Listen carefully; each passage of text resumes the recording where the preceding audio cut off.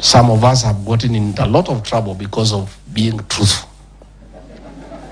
But I want to tell you, even the Bible says, the truth shall set you free.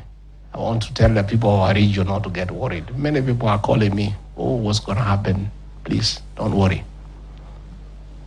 Our community is very unique, and many people are shocked.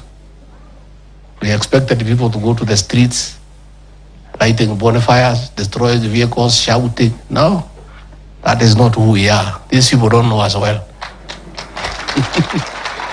As when we feel offended, we feel bad, we keep quiet. Si ndio? Mtaendelea kunyamaza? Keep quiet. Say nothing. And if you feel so strongly you must express yourself, do it through song and dance.